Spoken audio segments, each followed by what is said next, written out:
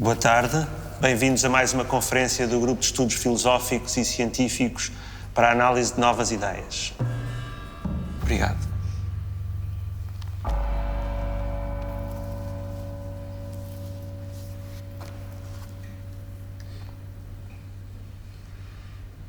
O teatro e a peste. Os arquivos da pequena cidade de Cagliari, na Sardanha, contém o relato de um sucesso histórico e espantoso. Numa noite de abril, ou do princípio de maio de 1720, cerca de 20 dias antes de chegar a Marselha, o navio Grand Saint-Antoine, cujo desembarque coincidiu com a mais maravilhosa explosão de peste que pôs a borbulhar nas memórias da cidade, Saint-Rémy, vice-rei da Sardanha, com responsabilidades exíguas de monarca, que talvez sensibilizassem os vírus mais perniciosos, teve um sonho particularmente aflitivo. Viu-se pestoso e viu a peste devastar o seu minúsculo estado. Sob a ação do flagelo, liquefazem-se os quadros da sociedade. A ordem sucumbe. Ele assiste a todas as derrotas da moral, a todas as derrotas da psicologia. Ouve em si o murmúrio dos seus humores dilacerados, em pleno desastre, e em que vertiginosa perda de matéria ficam pesados e a pouco se transformam em carvão. Será então tarde demais para conjurar o flagelo? Mesmo destruído, mesmo aniquilado e organicamente pulverizado e queimado nas medulas, sabe que não se morre nos sonhos, que a verdade desempenha lá um papel até ao absurdo, até à negação do possível, até uma espécie de transmutação da mentira pela verdade, que a partir dela se reconstrói. Acorda. Vai mostrar-se capaz de afastar todos estes ruídos de peste que correm e estes miasmas de um vírus chegado do Oriente. O Grand Saint-Antoine, um navio que há um mês saiu de Beirute, pede passo e propõe um desembarque. Nessa altura é que ele dá a ordem louca, a ordem que o povo e toda a sua corte julgam delirante, absurda, imbecil e despótica. A lufa-lufa manda a barca do piloto e alguns homens ao navio que presume contaminado. Com ordem para o Grande Saint-Antoine virar imediatamente de bordo e a toda a vela sair para fora da cidade, sob pena de ser afundado a tiros de canhão. A guerra contra a peste. O autocrata não estava com meias medidas. É preciso sublinhar, de passagem, a singular força de influência que este sonho exerceu nele, pois permitiu fazê-lo perseverar na ferocidade das suas ordens, apesar dos sarcasmos da multidão e do cepticismo da corte, e tendo para isto de saltar não só por cima do direito das pessoas, mas do mais elementar respeito pela vida humana e toda a espécie de convenções nacionais ou internacionais que deixam perante a morte ter cabimento. Seja como for, o navio continuou a sua rota, atracou em Liburno e entrou na Barra de Marselha, onde lhe consentiram o desembarque. O fim que esta carga de pestosos teve não é coisa que os serviços de inspeção em Marselha tenham conservado de lembrança. De forma aproximada se conhece a sorte dos marinheiros da sua equipagem, porque nem todos morreram de peste e por diversos lados se dispersaram. O Grand Saint-Antoine não levou a peste a Marselha, já lá estava. E num período singular de recrudescência, mas tinha sido possível localizar-lhe os focos. A peste que o Grand Saint-Antoine trazia era a peste oriental. E da sua aproximação e difusão na cidade data o lado particularmente cruel e o flamejar generalizado da epidemia. Ora, isto inspira vários pensamentos. Uma tal peste, que parece reativar um vírus, era capaz de exercer sozinha devastações sensivelmente iguais. Porque em toda a equipagem, o capitão foi o único que não apanhou a peste. E por outro lado, não parece que os pestíferos recém-chegados tenham alguma vez contactado diretamente com os outros guardados em bairros isolados. O Grand Saint-Antoine, que passa a distância de um grito em Cagliari, na Sardanha, não deixou ficar lá a peste, embora o vice-rei captasse em sonho algumas das suas emanações. Porque não se pode negar que entre ele e a peste não se estabeleceu uma comunicação ponderável. Apesar de subtil, e na comunicação de uma doença destas é demasiado fácil admitir o contágio por simples contacto. A peste de 1720 em Marselha valeu-nos as únicas descrições consideradas clínicas que temos do flagelo. Mas podemos questionar se a peste descrita pelos médicos de Marselha era exatamente a mesma de 1347 em Florença, de que resultou o Decameron. A história, os livros sagrados, entre eles a Bíblia, alguns velhos tratados de medicina, descrevem do exterior toda a espécie de pestes. E bem menos parecem ter retido os seus aspectos mórbidos, de que a impressão desmoralizante e fabulosa que deixariam nos espíritos. E talvez tivessem razão. Porque à medicina muito custaria estabelecer uma diferença básica entre o vírus que matou Péricles aos pés de Siracusa, isto se a palavra vírus for mais qualquer coisa de que uma simples facilidade verbal, e aquele que manifestou a sua presença na peste descrita por Hipócrates, que tratados médicos recentes nos dão como uma espécie de falsa peste. E peste autêntica, de acordo com os mesmos tratados, só aquela que veio do Egito, saída dos cemitérios a descoberto pela vazante do Nilo.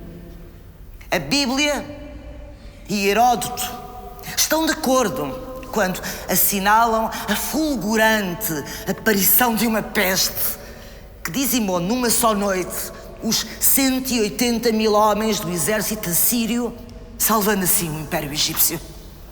A ser verdade, seria preciso então considerar o flagelo como o instrumento direto ou a materialização de uma força inteligente em estreita relação com aquilo a que chamamos fatalidade.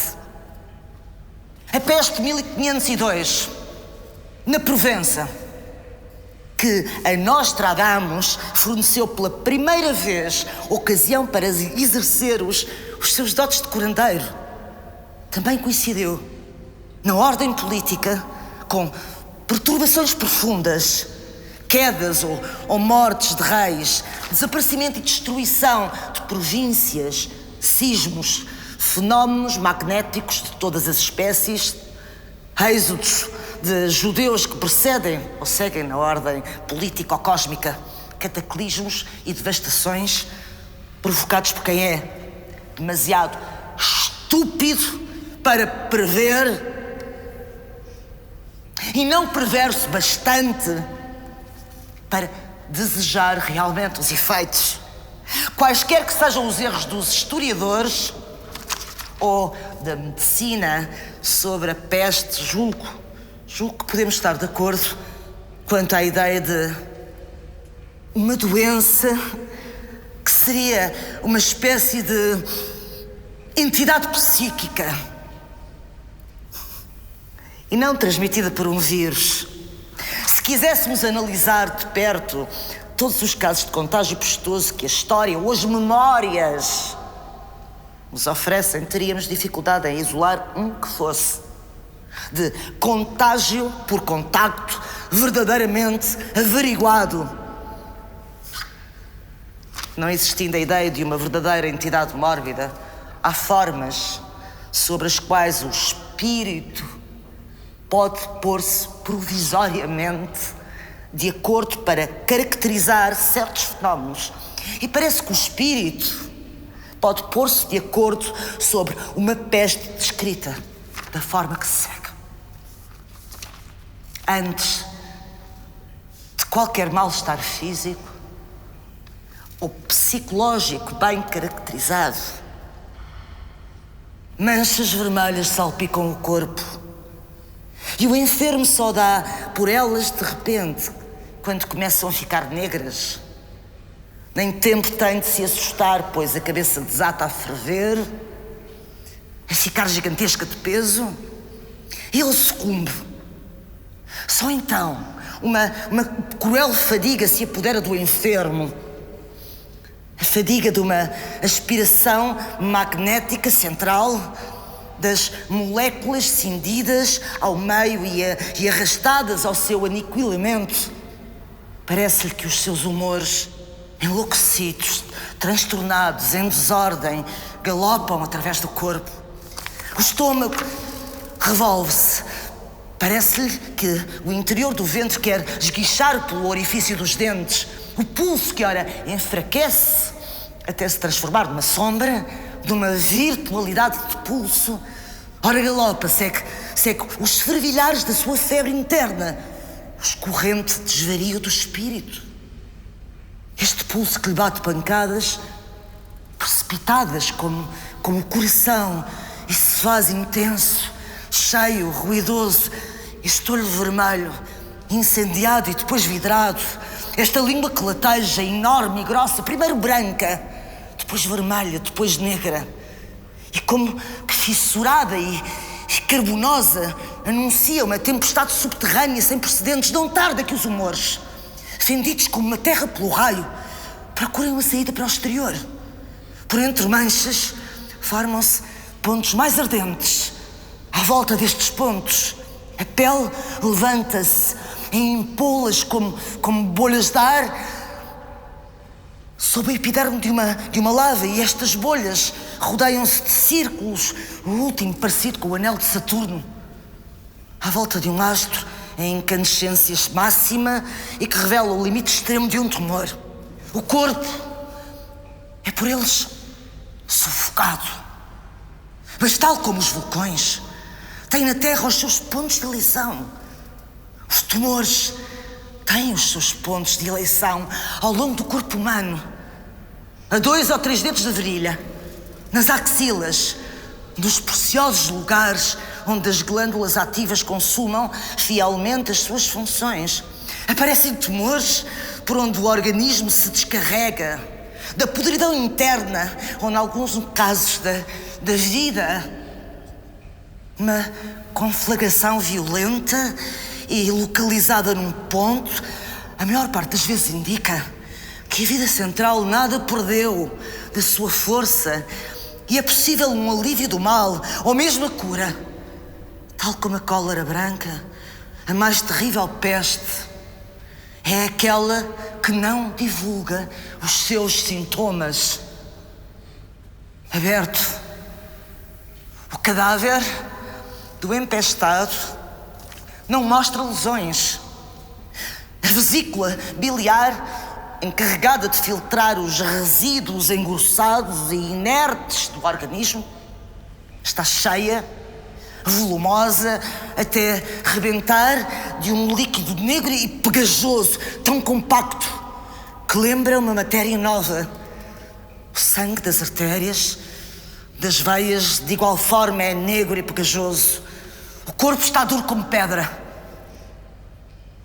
Parece que nas paredes da membrana estomacal, que despertam inúmeras fontes de sangue, tudo indica uma desordem fundamental das secreções, mas não há perda nem destruição da matéria, como na lepra ou na sífilis.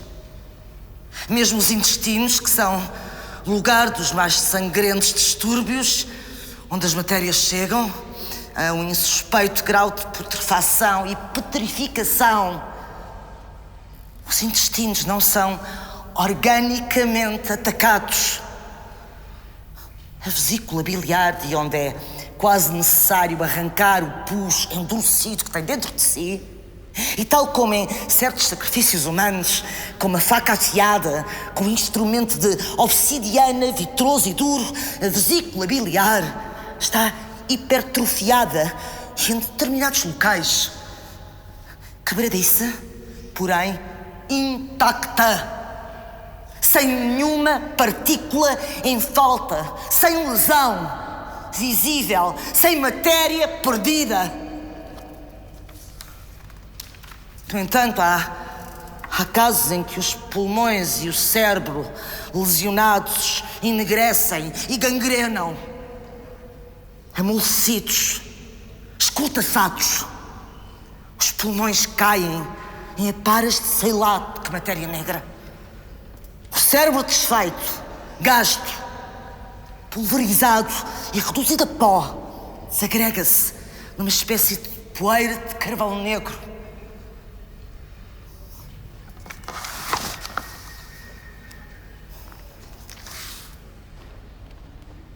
Deste facto, duas conclusões importantes devem tirar-se.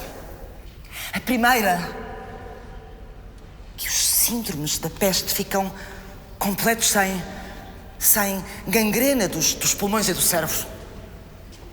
O pestoso apanha à sua conta sem nenhum dos seus membros apodrecer. Sem a subestimar, o organismo não reivindica a presença de uma gangrena localizada e física para decidir morrer. A segunda conclusão é que o cérebro e os pulmões, os dois únicos órgãos realmente atingidos e lesionados pela peste, ambos se veem sob a dependência direta da consciência e da vontade. Podemos decidir não respirar ou não pensar. Podemos acelerar a respiração, ritmá-la como quisermos, à nossa vontade.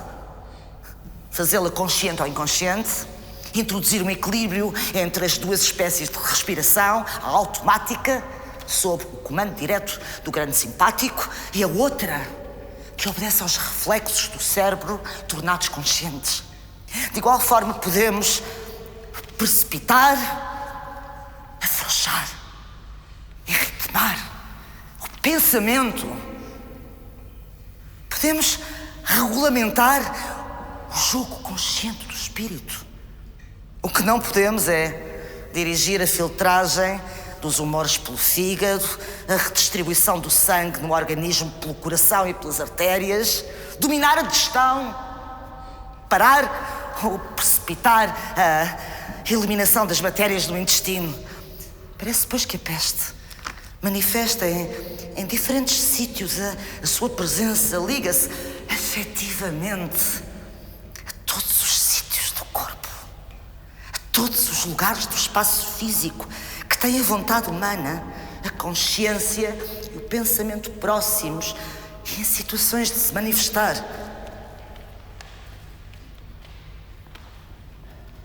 De tudo isto ressalta a fisionomia espiritual de uma doença com leis que não pode ser cientificamente definida e com uma origem geográfica que seria idiota querer determinar, porque a peste do Egito não é a do Oriente, que não é a de Hipócrates, que não é a de Siracusa, que não é a de Florença, a negra, à qual a Europa medieval deve os seus 50 milhões de mortos. Ninguém dirá por que razão a peste se abate sobre o cobarde em fuga.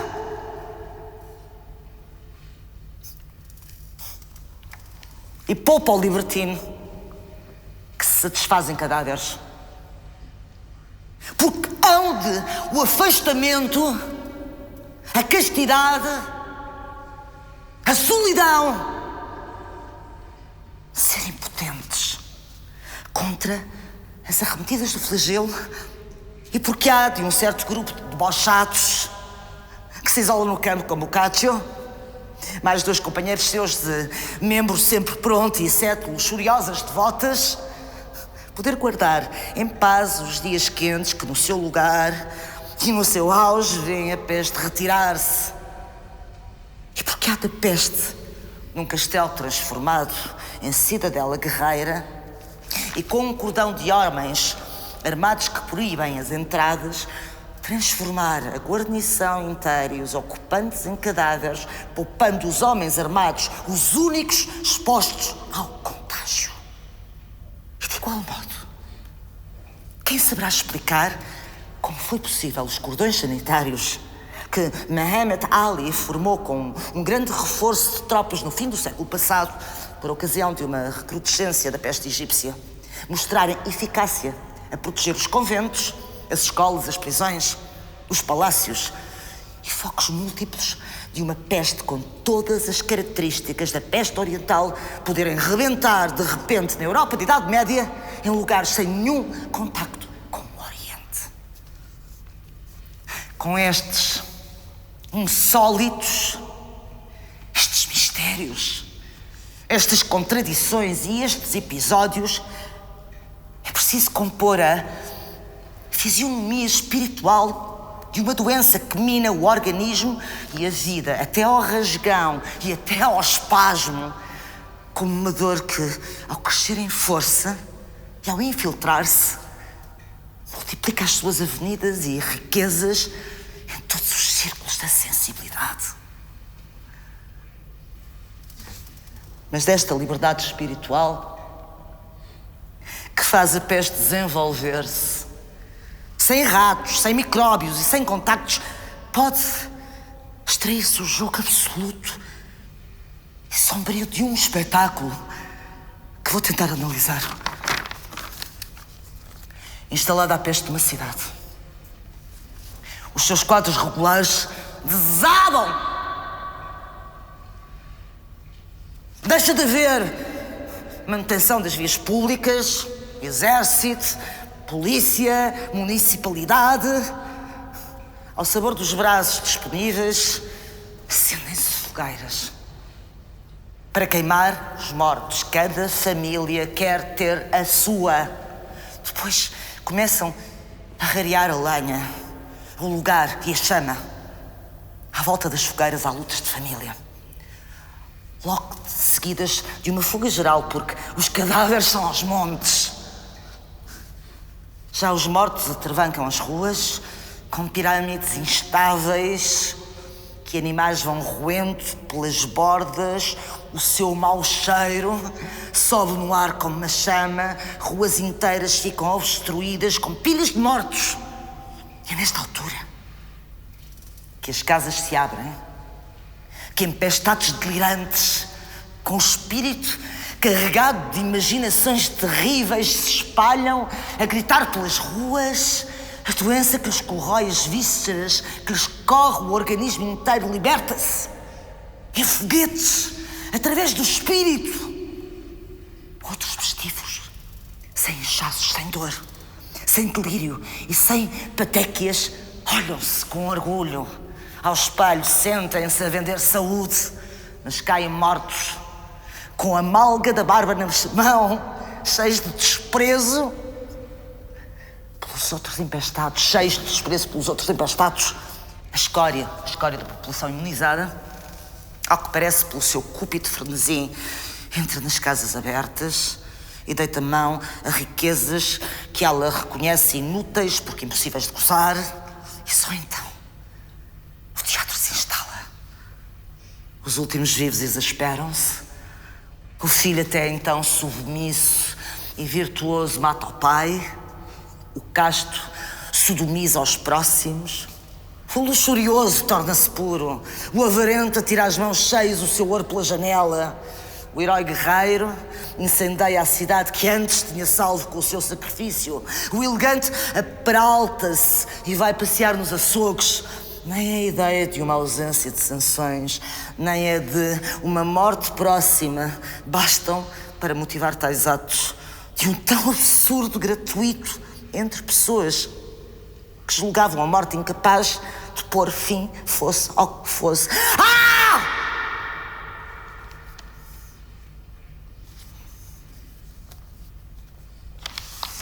O estado do pestífero,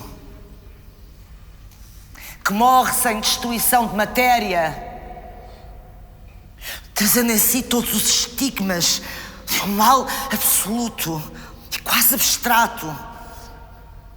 É idêntico ao estado do ator, a quem os sentimentos sondam integralmente e perturbam sem vantagem nessa realidade, entre o empestado a correr aos gritos do encalço das suas imagens e o ator do encalço da sua sensibilidade, entre o ser vivo, construtor de personagens que sem isto ele jamais teria pensado imaginar, que as realiza no meio de um público de cadáveres e alienados delirantes, e o poeta que inventa intempestivamente personagens e as entrega a um público de igual modo inerte ou delirante.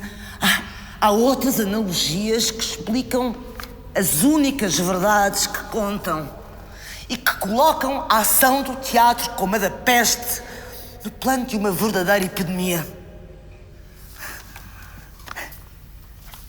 Ali, onde as imagens da peste, relacionadas com um poderoso estado de desorganização física, são como os derradeiros foguetes de uma força espiritual que se esgota. As imagens da poesia no teatro são uma força espiritual que inicia a sua trajetória no sensível e dispensa a realidade. Uma vez lançado na sua fúria, o ator precisa infinitamente mais virtude para se impedir de cometer um crime que o assassino, coragem para chegar a executar o seu. E é aqui que, na sua gratuitidade, a ação de um sentimento no teatro surge como qualquer coisa infinitamente mais válida que a de um sentimento idealizado.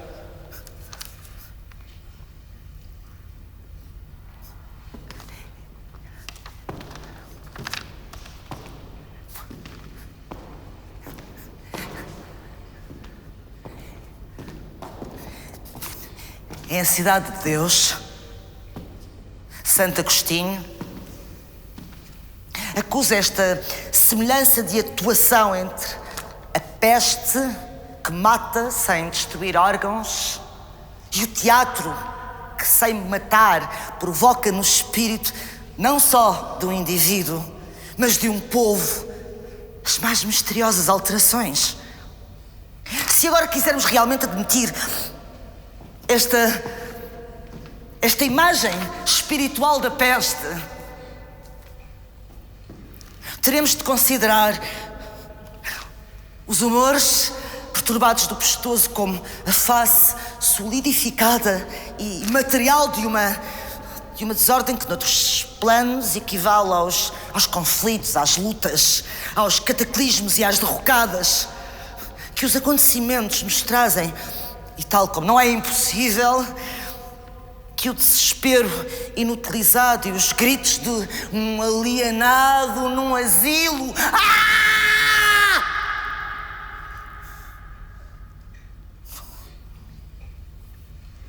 não sejam causa de peste.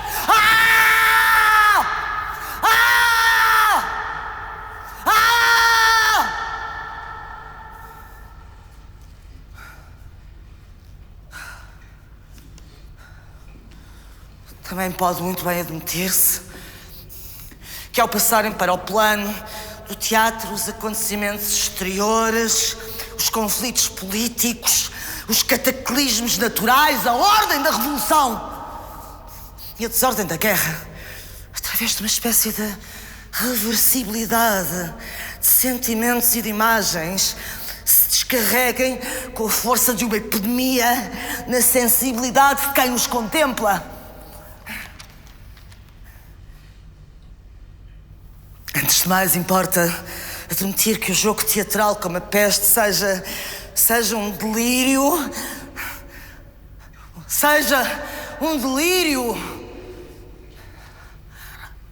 e seja comunicativo. O espírito acredita no que vê e faz aquilo em que acredita.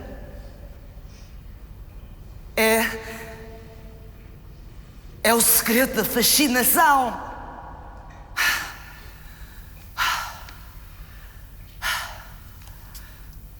Porque o teatro é como a peste.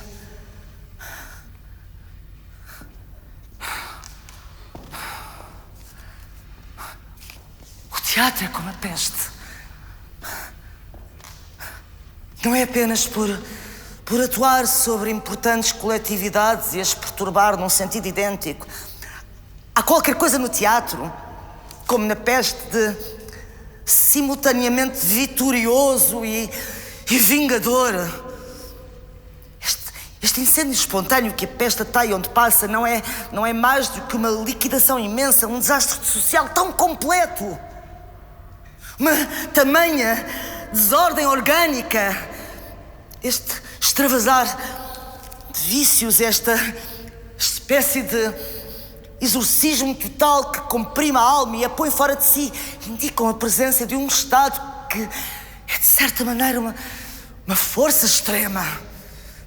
E onde se revelam todos os poderes da natureza no instante em que ela vai consumar qualquer coisa de essencial.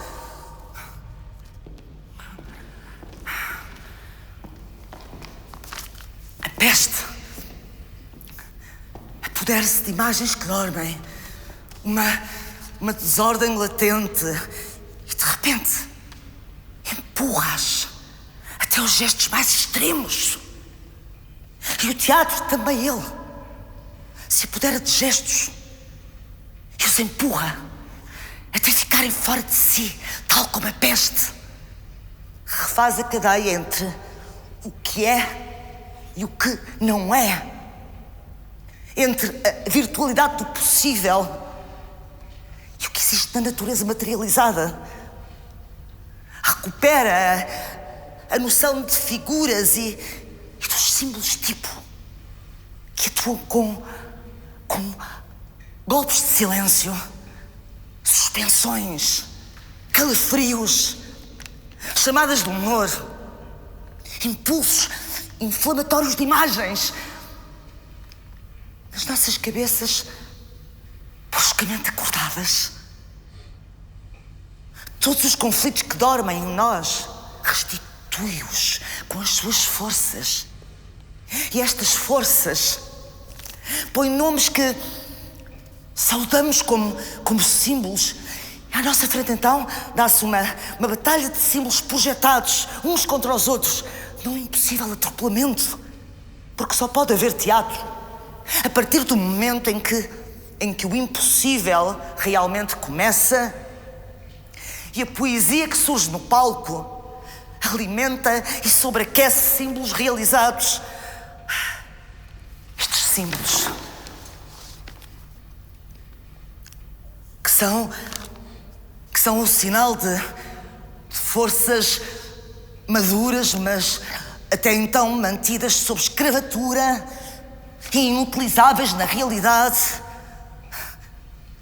explodem com o aspecto de imagens incríveis que conferem direitos de cidadania e de existência a atos hostis por natureza à vida das sociedades. Uma verdadeira peça de teatro transtorna o repouso dos sentidos, liberta o inconsciente comprimido, leva a uma espécie de revolta virtual, impõe às coletividades reunidas uma atitude heroica e difícil, tal como a peste.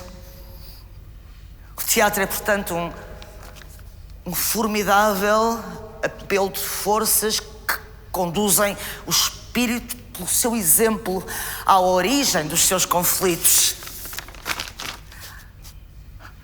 Se o teatro essencial é como a peste, não é por ser contagioso, mas porque é como a peste, a revelação, a exposição, a projeção de um fundo de crueldade latente, através do qual se localizam, num indivíduo ou num povo, todas as possibilidades perversas do espírito. Como a peste, é o tempo do mal, o triunfo das das forças negras, que uma força ainda mais profunda alimenta até a extinção. Do teatro como na peste, uma espécie de estranho solo, uma luz de intensidade normal, onde parece que o difícil e até mesmo o impossível se tornam de repente nosso elemento normal. Normal! Normal!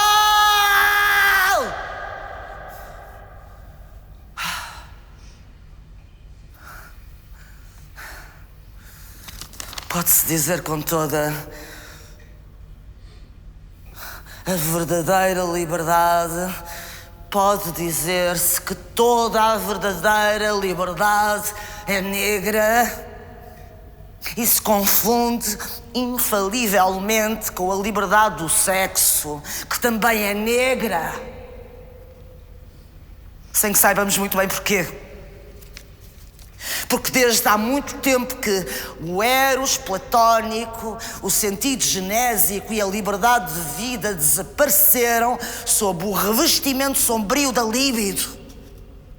Identificamos com tudo quanto há de sujo, abjeto, infamante no facto de vivermos, de nos precipitarmos com um vigor natural e impuro, com uma força sempre renovada para a vida. E é por isso que todos estes grandes mitos são negros.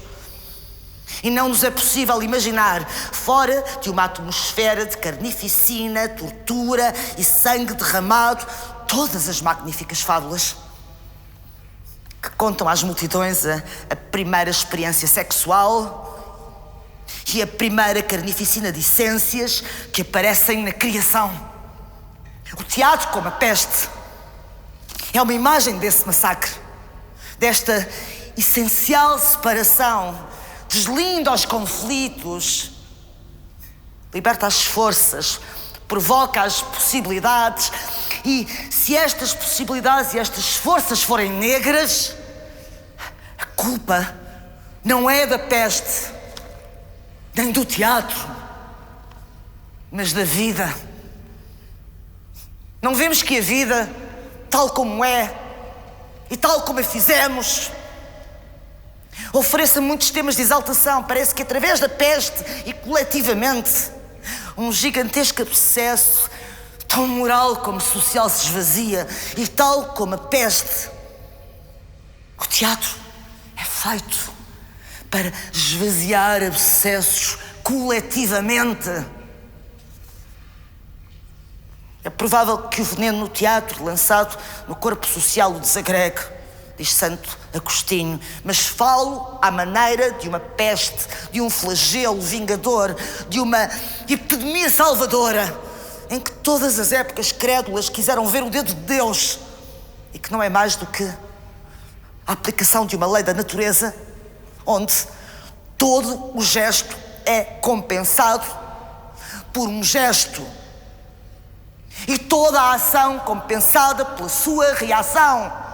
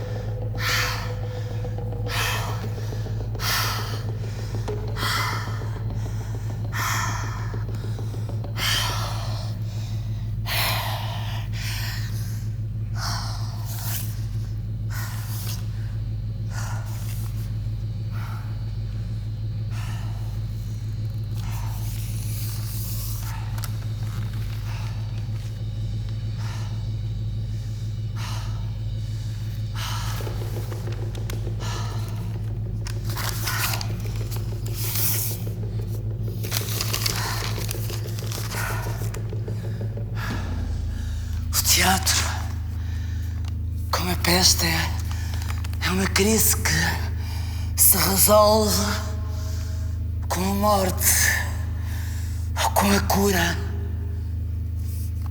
E a peste é um mal superior, porque é uma crise completa e nada mais resta depois dela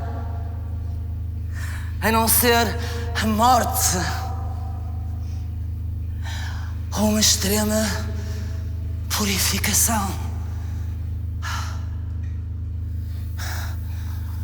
Da mesma forma, o teatro é um mal porque equilíbrio supremo que não se atinge sem destruição convida o espírito a um delírio que exalta as suas energias. E vemos, para terminar, que do ponto de vista humano, a ação do teatro, como a da peste, é benéfica porque, levando os homens a verem-se como são, faz cair a máscara, descobre a mentira, a ferocidão, a baixeza, a hipocrisia, sacode a inércia asfixiante da matéria que chega às mais claras certezas dos sentidos e revelando às coletividades o seu poder sombrio, a sua força oculta, convida-as a assumir uma atitude heroica e superior diante do destino que de outro modo nunca teriam assumido. E a questão que agora se coloca é saber se neste mundo que escorrega, que se suicida, sem dar por isso, será encontrado um núcleo de gente capaz de impor esta noção superior de teatro que nos restituirá a todos, restituirá a todos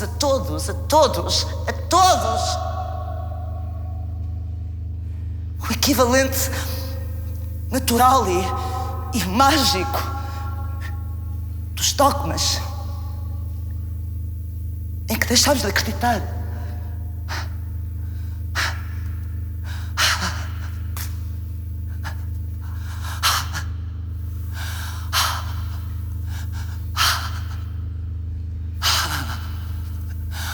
Ha ha ha.